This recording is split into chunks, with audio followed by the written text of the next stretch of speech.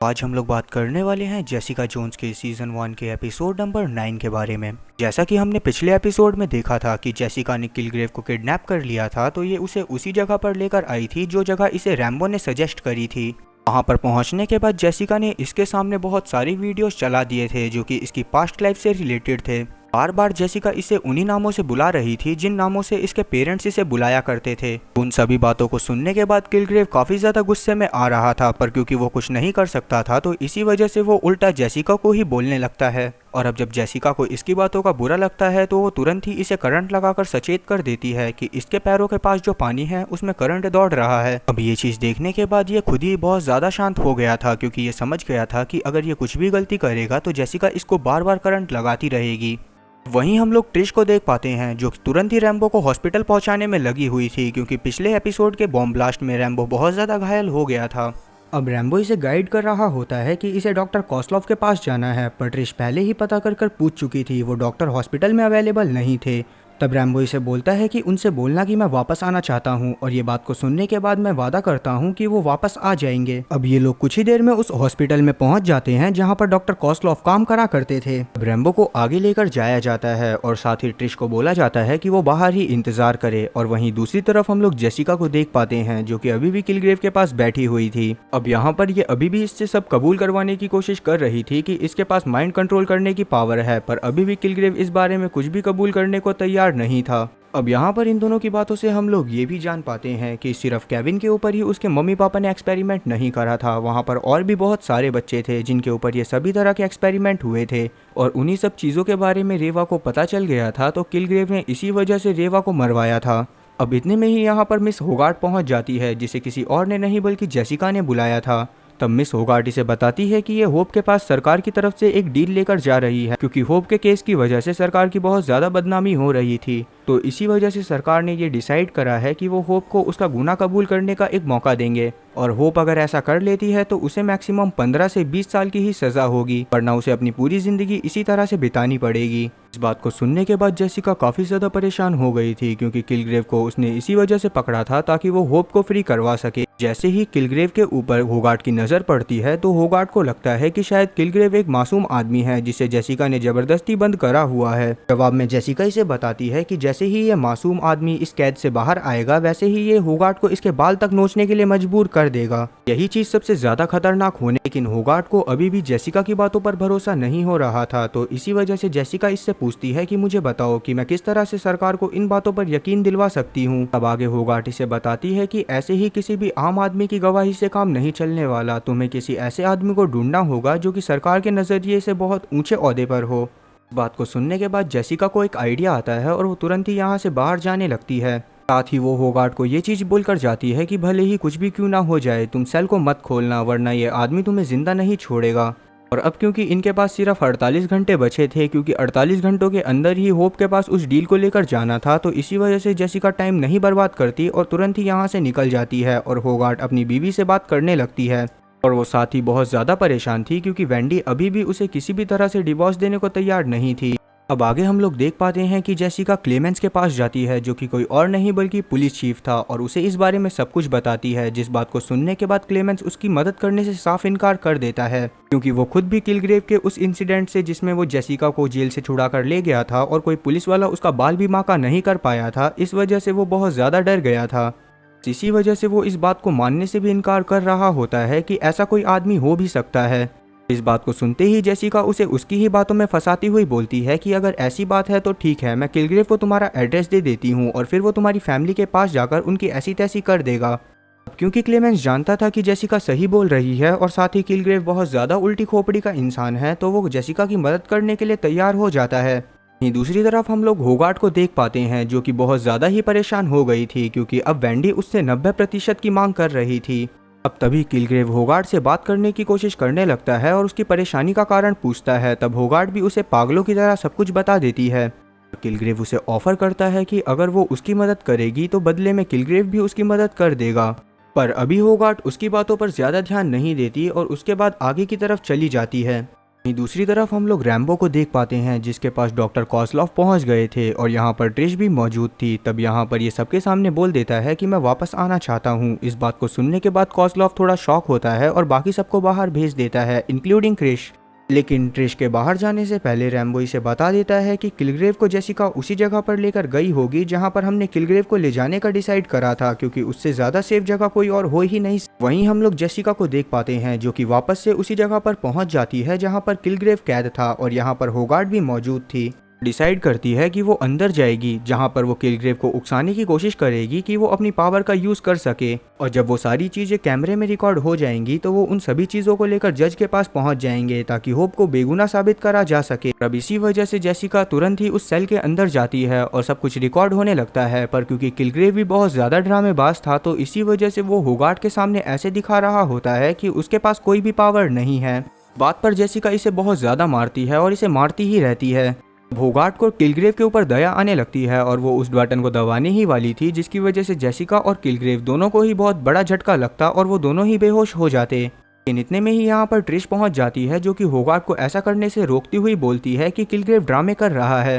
होगार्ट को अभी भी इन लोगों की बातों के ऊपर भरोसा नहीं था, इसी वजह से वो अपना सारा सामान उठाती है और यहाँ से चलती बनती है। अब होगार्ट के जाने की वजह से जेसिका को काफ़ी ज़्यादा गुस्सा आ गई थी और इसी गुस्से में वो किलग्रेव की जान लेने ही वाली थी कि इतने में ही यहाँ पर ट्रिश बटन दबाकर उन दोनों को रोक देती है और दोनों ही बेहोश हो जाते हैं। अब जब जेसिका बाहर आती है तो इसे ट्रिश से रैम्बो के बारे में पता चलता है जो कि बहुत ज़्यादा घायल था और उस बात को जानने के बाद जेसिका को काफ़ी ज़्यादा गुस्सा आने लग जाती है क्योंकि उस बम धमाके में किलग्रेव की वजह से रैम्बो के सभी दोस्त मर गए थे। जेसिका ट्रिश को दिलासा देती है कि रैम्बो जल्दी ही सही हो जाएगा। भी इन दोनों की नज़र किलग्रेव पर पड़ती है जो कि अपने मम्मी पापा की आवाज़ को सुनकर बहुत ज़्यादा इरिटेट हो रहा था। अब इसी वजह से ये लोग डिसाइड करते हैं कि ये कुछ भी कर कर उसके पेरेंट्स को ढूंढेंगे ताकि वो लोग उसको उकसाएं और वो अपनी पावर का यूज़ उनके सामने करे। अब ये लोग वो सभी वीडियोस देखने लगते हैं जो कि किलग्रेव से रिलेटेड थी और रेवा की पेन ड्राइव में थी ताकि इन्हें पता चल सके कि इन्हें किस तरह से उसके पेरेंट्स को ढूंढना है। बहुत ज़्यादा मेहनत करने के बाद भी इनके हाथ कुछ भी नहीं लग रहा होता है, लेकिन ये लोग हार नहीं मानते और एट लास्ट इन्हें इसके मम्मी पापा की फ़ोटो मिल जाती है जिसे देखने के बाद जेसिका काफ़ी ज़्यादा शॉक थी। लेकिन इतने में ही इसके पास होप का कॉल आता है क्योंकि इसे बताती है कि कुछ समय पहले होगार्ट इसके पास आई थी और उसने उससे एक डील के बारे में बात करी, पर अभी होप ने उस डील को एक्सेप्ट नहीं करा था क्योंकि जेसिका से पूछे बिना वो कुछ भी नहीं करना चाहती थी। सच्चाई ये थी कि होप की पूरी हिम्मत टूट चुकी थी और वो चाहती थी कि वो उस डील को एक्सेप्ट कर ले ताकि 20 साल बाद जब वो जेल से निकले तो वो अपनी जिंदगी को खुलकर एंजॉय कर पाए। अब होप की हिम्मत इस तरह से टूटते हुए देखकर जेसिका इसे बता देती है कि किलग्रेव इसके कब्जे में है और कुछ ही समय में वो उससे सच्चाई निकलवा लेगी जिसके बाद होप एकदम फ्री हो जाएगी। अब इस बात को सुनने के बाद होप जेसिका के ऊपर वापस से और ज्यादा भरोसा करने लगती है और उसकी बात मान लेती है। जब जेसिका किलग्रेव की मम्मी की फोटो देखती है तो वो काफ़ी ज़्यादा शॉक हो जाती है क्योंकि ऐसी ही सेम औरत उस जगह पर आया करती थी जहां पर मैल्कम और बाकी सारे लोग बैठकर उस बारे में डिस्कस करा करते थे कि कैसे किलग्रेव ने उनके ऊपर काबू करा। बस इसी वजह से जेसिका उस जगह पर पहुंच जाती है जहां पर लोग किलग्रेव के बारे में बातें करा करते थे और कुछ ही समय में वहां पर उसकी मॉम भी आ जाती है जिसे देखते ही जेसिका उनके पीछे पड़ गई थी क्योंकि किलग्रेव की मॉम समझ गई थी कि कुछ तो गड़बड़ है, तो इसी वजह से वो वहां से भागने लगती है और जेसिका भी उनका पीछा करती हुई उनके घर तक पहुंच जाती है जहां पर इसका पति भी मौजूद था। और अब यहाँ पर इनसे बात करने पर जेसिका को ये बात पता चलती है कि किलग्रेव को बचपन से ही एक बीमारी थी और उसी चीज का इलाज वो लोग लैब में कर रहे थे, पर लैब में इलाज करते करते ही किलग्रेव उस तरह का बन गया इसके बाद उसने उनका जीना मुश्किल कर दिया और उनके पास जरा भी टाइम नहीं बचा था कि वो किलग्रेव को संभाल सके क्योंकि किलग्रेव छोटी छोटी सी बात पर उनसे ऐसे ऐसे काम करवाया करता था जिनसे उनको बहुत ज्यादा नुकसान हुआ करता था। उसके बाद ही एक टाइम ऐसा आया जिसके बाद उन्होंने किलग्रेव को छोड़ दिया और वहां से भाग गए। यहाँ पर इन सारी बातों को सुनने के बाद जेसिका इन्हें समझाने लगती है कि अभी भी मौका है, हम किलग्रेव को सजा दिलवा सकते हैं। पहले तो ये लोग उसका सामना करने से बहुत ज़्यादा डर रहे होते हैं, पर जेसिका जैसे तैसे इन्हें समझाकर अपने साथ उस जगह पर लेकर चली जाती है जहाँ पर किलग्रेव मौजूद था क्योंकि वो टाइम भी हो गया था जिस टाइम पर जेसिका ने क्लैम्प्स को उस जगह पर आने के लिए बोला था, तो क्लैम्प्स भी अपनी जगह से निकल जाता है। ये सब लोग वहाँ पर नहीं पहुँचे थे और वहाँ पर सिर्फ ट्रिश मौजूद थी, लेकिन इतने में ही यहाँ पर होगार्ट पहुँच जाती है जो कि ट्रिश को थोड़ा आराम करने को बोलती है। इसी वजह से ट्रिश थोड़ी देर बाहर चली जाती है और अब होगार्ट अकेले ही किलग्रेव पर नजर रखे हुए थी। तब होगार्ट किलग्रेव से बातें करने लगती है और दूसरी तरफ हम लोग देख पाते हैं कि ट्रिश भी बाहर जाकर रैम्बो से बातें करने लगती है, जो कि इसे बताता है कि मैं एकदम सही हो रहा हूँ। अब तभी यहाँ पर डॉक्टर कॉस्लॉफ पहुंच जाते हैं, जो कि इसके लिए कुछ गोलियां लेकर आए थे, जो कि इसे तुरंत सही होने में मदद कर रही थी, और इसी वजह से ये उन गोलियों को ले लेता है और ट्रिश का कॉल काट देता है। अब आगे हम लोग जेसिका को देख पाते हैं, जो कि उसी जगह पर पहुंच गई थी जहां पर इसने किलग्रेव को बंद कर कर रखा हुआ था। तब ये होगार्ट से बोलती है कि इसके दरवाजे जाकर खोल देना, पर आखिरी वाला दरवाजा छोड़ देना। जब होगार्ट ऐसा कर रही होती है तो वो किलग्रेव को लगातार घूरे जा रही थी, जैसे उसने पहले से ही उसके साथ कोई प्लान बना रखा हो। में ही यहाँ पर लुइस और एल्बर्ट एंटर करते हैं, जो कि कोई और नहीं बल्कि किलग्रेव के मम्मी पापा थे। जैसा कि जेसिका ने प्लान करा था कि वो उनकी मदद से किलग्रेव को भड़काएगी कि वो अपनी पावर का यूज सबके सामने करे, तो इसी वजह से वो अपने प्लान में लग जाती है। लुइस किलग्रेव के केज के अंदर जाती है और सबसे पहले तो वो उसे छोड़ने के लिए उससे माफ़ी मांगने लगती है, और जिस वजह से किलग्रेव भी अपने आप में एम्बेरस कर रहा था।